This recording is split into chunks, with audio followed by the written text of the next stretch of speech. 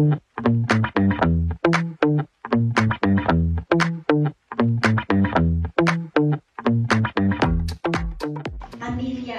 ang kasama natin, no? At kahit saan man tayo magpunta at kung gaano man kalayo ang ating marating, magtagumpay man tayo o hindi, pamilya pa rin ang ating kasama. Amen po? So ngayon po, ngayong buwan na to, ang topic natin is about family matters. Ano po ba ang message ni Lord sa atin? Amen po? So sa buong taon to, una nating tatalakayin ay ang importansya ng pamilya. Ang kahalagahan ng pamilya at ano ang kalooban ng Diyos sa pamilya. So ngayon, manalangin muna tayo para sa message ng Lord sa atin ngayon. Hallelujah. Tayo po'y pumikit. Hallelujah, O God. We bless your holy name, O Father God. We glorify your name, Lord. You are worthy to be praised, O Father God. Tunay nga aming Ama sa langit, kayo po yung Diyos na makapangyarihan sa lahat. Ang aming Ama sa langit, na siya pong lumikha sa amin, kumukupkup sa amin. Lord, salamat po sa lahat po ng mga biyaya at pagpapala sa buhay, sa kalakasan, sa pamilya, sa magulang, sa kapatid, sa anak. Salamat po, Panginoon, O God. Sila po'y regalo mo sa amin upang kami ay mabuhay na may kasama, may karamay, may pagkakaisa. Salamat po, Panginoon, O God, sa pamilyang binagkaloob niyo sa amin. We pray, Lord, ang mensaheng to, Panginoon, ay magbigay ng enlightenment sa amin, magbigay ng lalo pang appreciation sa iyo dahil po sa pinagkaloob niyo po sa aming pamilya. Kaya salamat po, maging mouthpiece niyo lang po ako. Ikaw po, Lord, ang magsalita sa aming kalagitnaan. Iuna po pong yung makapangyarihang kamay sa bawat isa, Panginoon, O God. At hayaan mo, mga ministering angels mo, Lord, ay mag-minister sa bawat isa sa amin. At patuloy niyo po kami pagharian. Marami pong salamat sa pag-ibig mo, Lord, na hindi nagbabago, sa pag-ibig mong walang hanggan, sa pag-ibig mong hindi nagtatangi, sa pag-ibig mo, Panginoon, na walang kondisyon sa amin. Na kahit po kami nagkukulang, kahit po kami ay nagkakasala, Lord, bukas ang palad mo para kami ay patawarin, hintayin, pagbalik loob sa iyo, Panginoon. Kaya salamat po, pinupuri po namin kayo, nilululhati, pinapasalamatan, Ama, sa pangalan ng Panginoong Jesus. Amen! Palakpakan po natin si Lord. Hallelujah! Okay, so ang pamilya at ang kalooban ng Diyos. Amen. Sa kasalukuyan po, alam natin na maraming mga suliranin. Amen? Maraming suliranin ang bumabangon sa maraming mga pamilya. Isa na dyan, madalas kahirapan, kakapusan, kakulangan, no? At yung iba naman, kaya may mga suliranin, nanganganib, nawawasak dahil may mga problema, pagsubok, na hindi nila matagalan. So, itinuturo ng Bible ang banal at mahalaga ang layunin niya sa pamilya. Amen po? So, tinuturo din ng Bible kung paano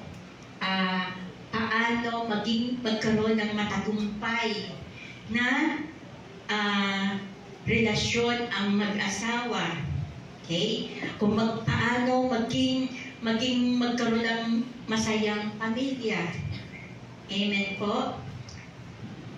Kung ang mga katuruan ng Biblia ay isa sa puso natin at susundin natin, no, mararanasan natin ang kaligayahan ng kasama ang Diyos. Amen po? Okay. So sa pasimula pa lamang, nalalaman natin na nilikha ng Diyos ang tao, banal, malinis, at sa simula pa lang ay maganda na ang hangarin ng Diyos sa tao. Amen po? Amen. Amen. So sabi po sa Genesis 1:26, okay, ano po? Okay, basahin natin. Biblically, sabi po sa Genesis 1:26-27, pagkatapos sinabi ng Diyos, ngayon, likhain natin ang tao ayon sa ating larawan, ayon sa ating wangis. Okay, so nilikha tayo ng Diyos sa pasimula pa, ayon sa kanyang kawangis. Kamukha niya, kaugali niya, may kabanalan, may kabutihan, no? May katapatan. Pero dahil nga sa kasalanan, ang lahat ng to ay nawala. Okay? So nilikha tayo, no? Para mamahala sa mga isda, sa mga ibon, sa himpapawid, at sa lahat ng hayop, maging maamo o mailap, malaki o maliit. Nilalangan ng Diyos ang tao ayon sa kanyang larawan. Sila'y kanyang nilalang na isang lalaki at isang babae. Amen? So dyan pa lang, dalawang gender lang ha. Wala nang third gender. Amen po?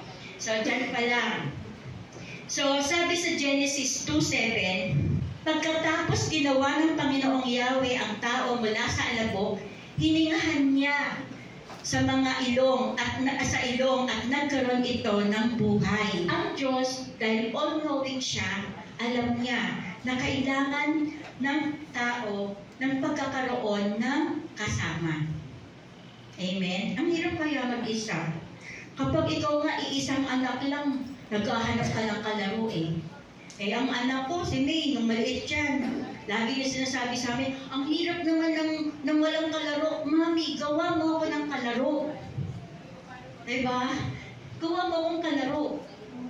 Di, sabi naman, matulog ka. Kinabukasan, nahanapin niya na yung kalaro. Parang sa isang iglap, may kalaro ka ng magagawa. Amen? So, nakita ng Diyos na alam niya na kailangan ng tao, ng lalaki, ng makakasama. Kaya siya ay lumikha ng isa pa na makakasama niya, makakapartner niya sa buhay. Okay? So, sabi sa Genesis 2:18, matapos gawin ang lahat ng ito, sinabi ng Panginoong Yahweh, hindi mabuti na mag-isa ang tao. Bibigyan ko siya ng isang angkop na makakasama at makakatulong. Amen po? Sinabi naman sa Genesis 2:21 and 22, kaya pinagtulog ng Panginoong Yahweh ang tao samantalang nahihimbing. Kinuha niya ang isang tadyang nito at pinaghilom ang laman sa tapat niyon. Ang tadyang na iyo'y ginawa niyang isang babae at dinala niya sa lalaki. Amen po?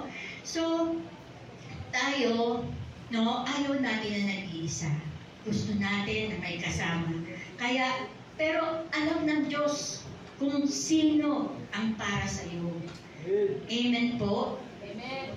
Kaya yung iba, nagwo-worry na kasi nagkakaedad na. Kaya, nagpapanik na. Amen po? Kapag ikaw ang naghanap ng kapartner mo, baka mabulilyaso ka pa. Amen? Dahil si Lord, alam niya kung kailan kanya bibigyan at alam niya kung sino ibibigay sa iyo. Hindi nais ng Lord na tayo ay mag-isa. Amen po? Okay. Mahalaga ang layunin ng Diyos. So, dahil po dyan, dito nabuo ang kauna-unahang pamilya.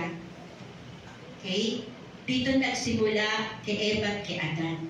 Amen po? Mahalaga po ang layunin ng Diyos sa pagbuo ng pamilya. Amen po? Ang banal na layunin ng Diyos sa pagbuo ng pamilya ay para din sa kapakinabangan natin. Amen? Para din sa kapakinabangan natin. Hindi niya, kasi alam niya kung ano ang the best sa atin. At ang number one na layunin ng Diyos, bakit binigyan tayo ng pamilya, ay para magkaroon tayo ng kasama. Companionship. Ayan po yung number one.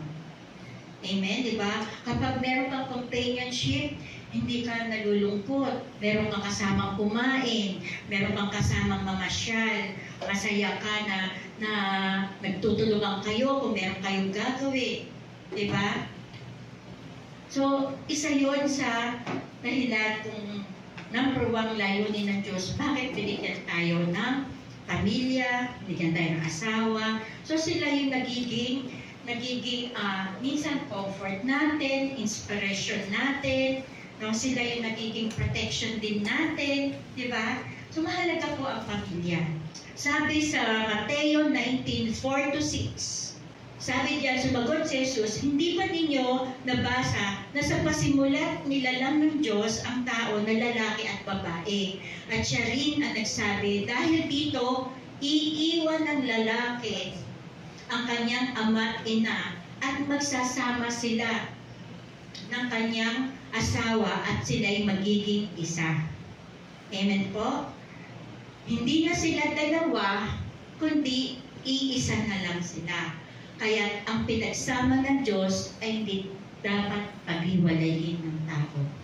Amen? Sagrado po ang pamilya. Okay? So ang pag-aasawa, sagrado po yan. Ang pinagsama ng Diyos, ito po yung miracle dun eh. Kayo, kapag kayo ay ikinasal, binasbasan, no? Sa ng Diyos, sa presensya ng Diyos, kayo ay iisa na. Hindi na kayo dalawa, iisa na kayo. Okay? Kaya kung kayo ay kung mahal mo ang asawa mo, minamahal mo na rin ang sarili mo. Okay? At dito din, pinakita doon na once na tayo ay mag-asawa na, hihiwalay na tayo sa pamilya natin, sa magulang natin, at magbubuo tayo ng sarili nating tahanan. Kaya nga, kung tayo mag-aasawa, siguraduhin natin, kaya natin tumayo sa sarili nating paa. Kung mag-aasawa ka, wala kang trabaho, no? Tapos, wala kang sariling bahay, asa ka sa magulang na naman. Mahirap na ang magulang mo, pahihirapan mo pa. Ano mangyayari? Sa sobrang kahirapan, away, bate, away, gulo, ano mangyayari? Broken.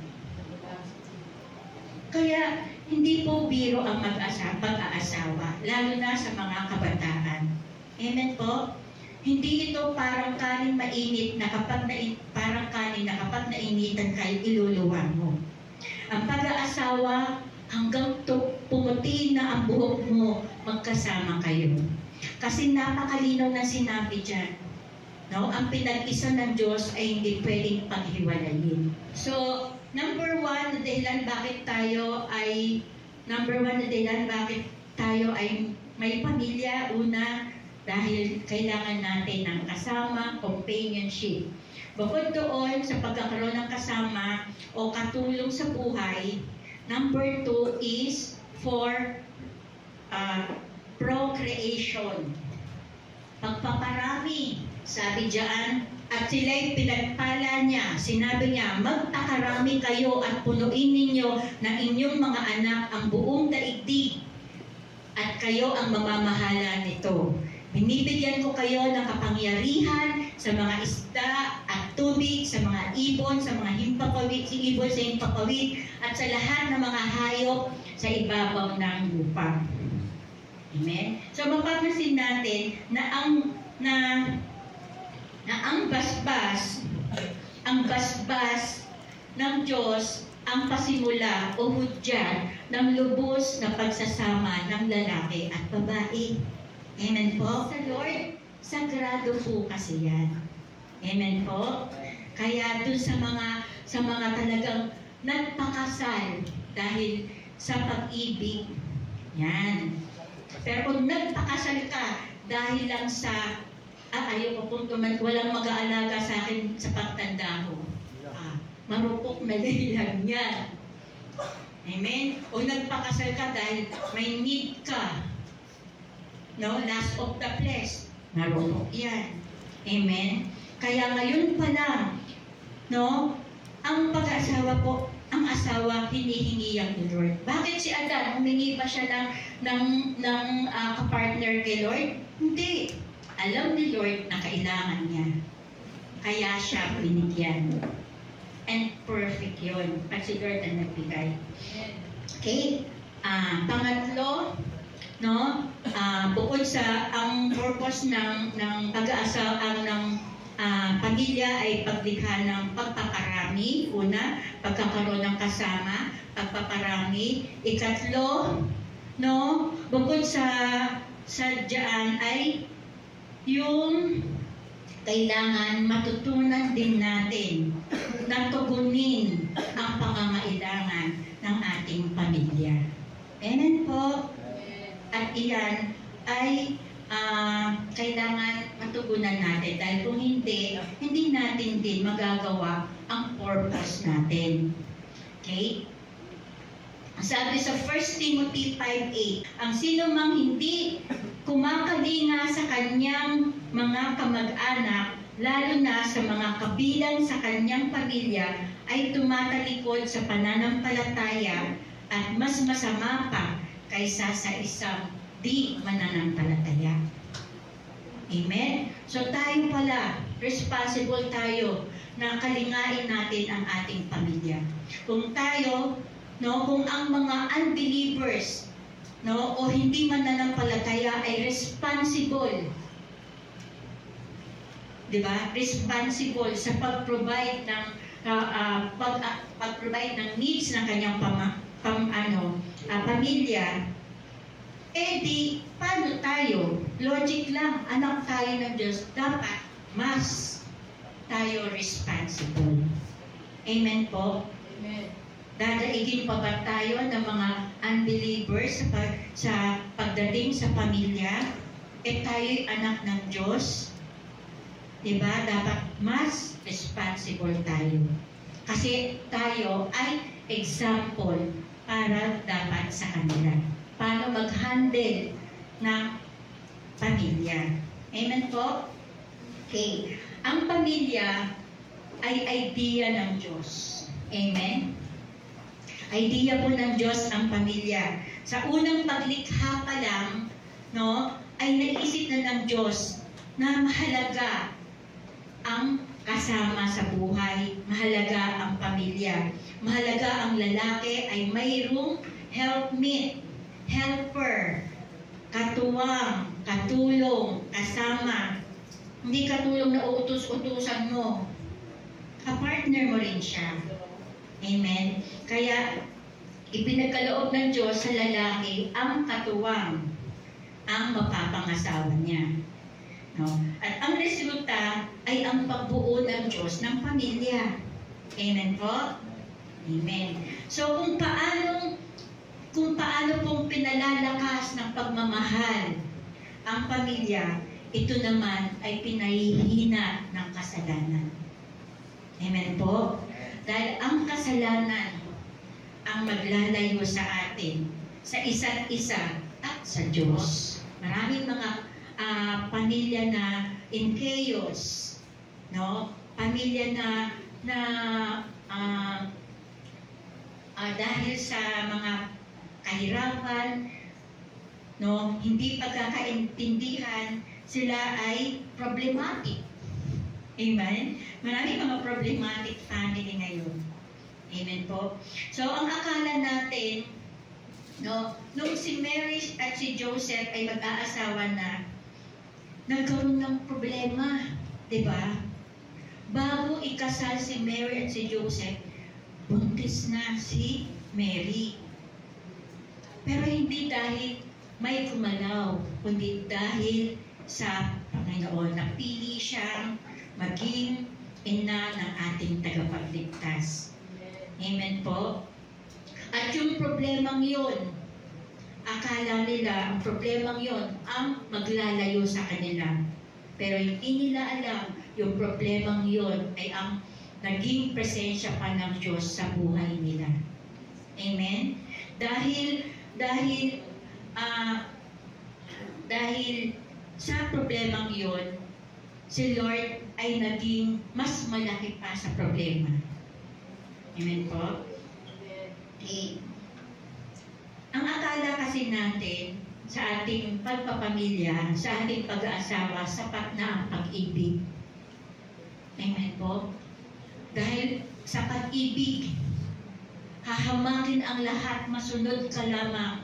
Diba? Ganyan tayo. Hindi na natin titingnan pa yung ibang mga parts. Love lang, enough na. Pero hindi natin alam na ang pag-ibig ng tao ay humihina. Ang pag-ibig ng tao ay nagbabago.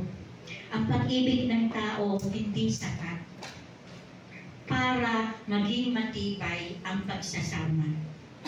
Amen po? Pag wala nang madede yung anak, nag-aaway na eh. Lumilipad yung pag-ibig eh. Diba? Pag nagkakaroon ng mga problema, nakakalimutan ni pag-ibig, nag. Yung isa naman kakanag ng babae, bubugin na lang, parang minto. Ay asan na yung pag-ibig? Bubugan na lang sila. Kasi hindi po sapat ang pag-ibig lang. Yung iba, nagsama sila, sobrang maraming pera. Kala nila sapat na. Kapag lahat ng material na bagay ay naibigay na sa anak, sa pamilya, pero wala nang oras. Wala namang oras. Miscommunication, misunderstanding din. Amen po? So ano ba ang nagpapatibay sa pamilyang maka-Diyos? Amen? Una, kailangan para magkaroon tayo ng Christian family, dapat ang lalaki ay Christian. Ang babae ay godly, ang lalaki ay godly, ang anak ay godly. Para Christian family. Amen. Amen po?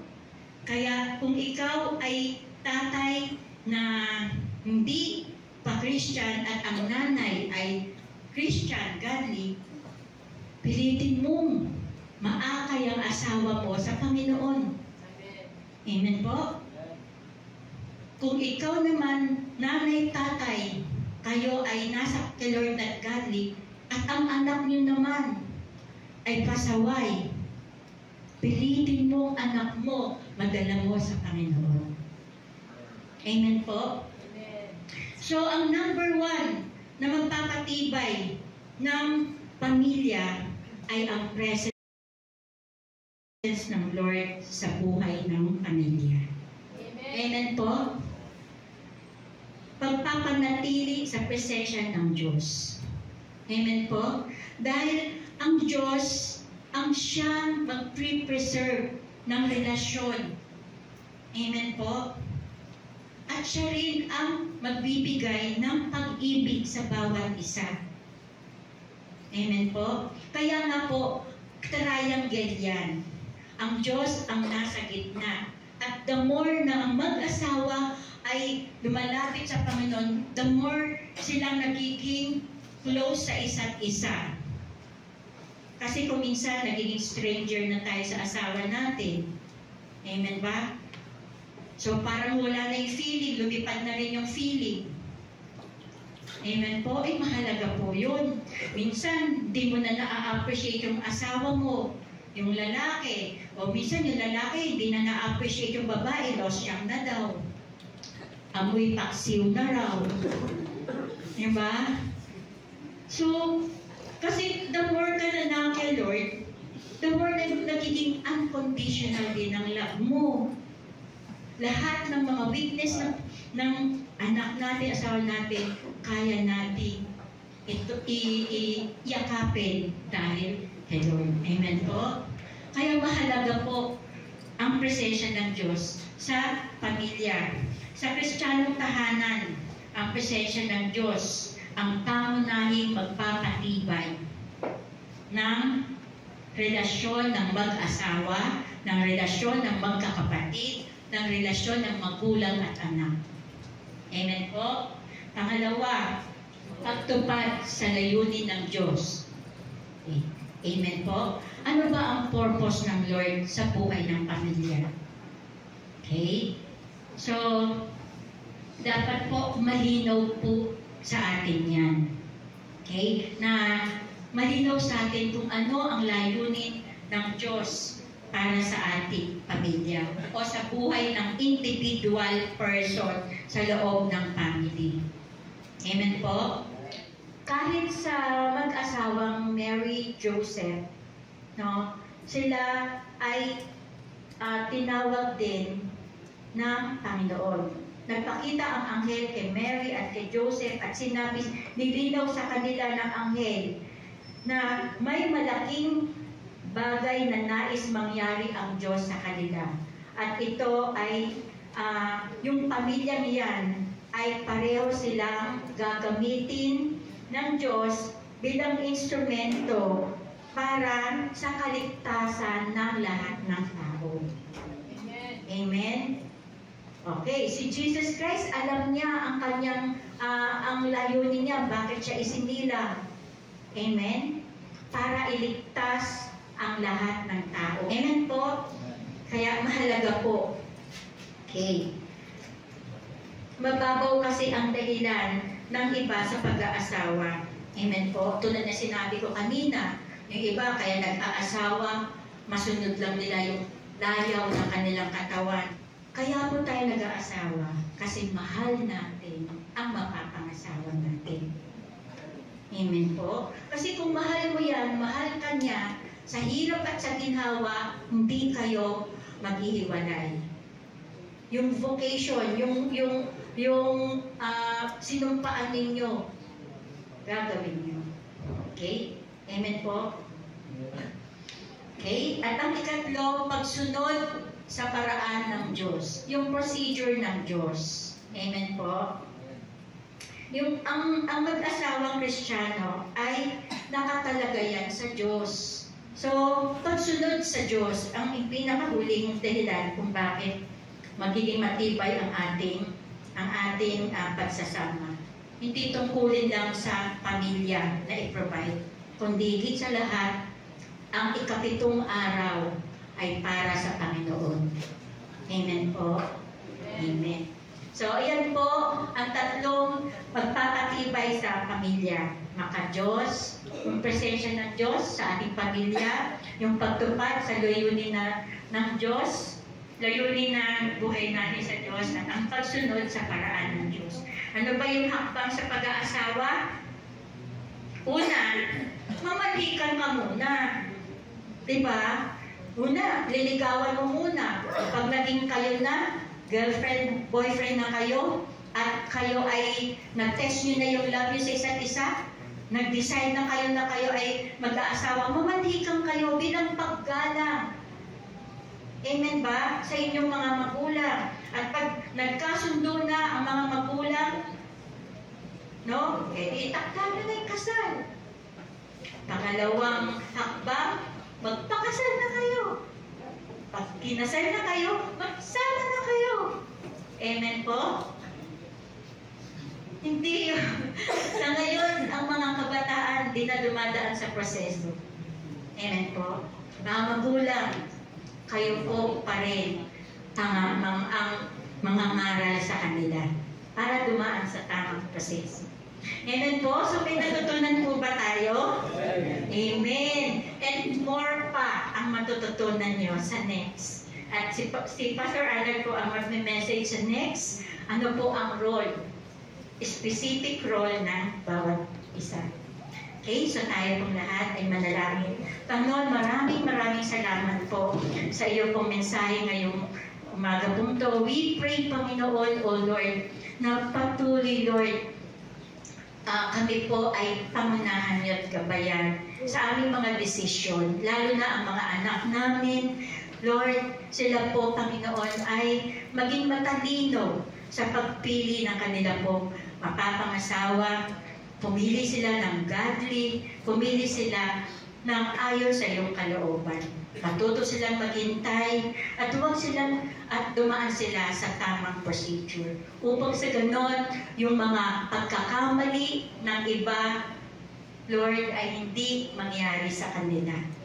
Amen po, Lord. Salamat po sa oras po ito. Pinupuri po namin kayo, niluluwalhati namin kayo, dinadakila. Napakabuti niyo, binigyan niyo kami ng pamilya.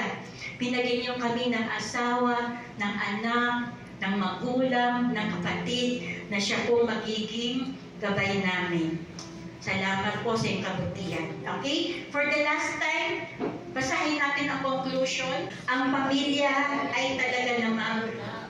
Sige po, basahin natin lahat. 1, 2, 3. Ang pamilya ay talaga namang na... isa sa atin. Ito ang nagbibigay ng pagmamahal, suporta, kasiyahan, at inspirasyon sa ating buhay. Hindi malalaman ang talaga ng pamilya hanggang hindi ito nawala. Kaya dapat natin ituring ang ating pamilya bilang mahalaga bahagi na ating buhay. Ang pagkakaroon ng magandang pamilya ay biyaya ng Diyos na dapat pasalamatan at pahalagahan. Amen po. Salamat.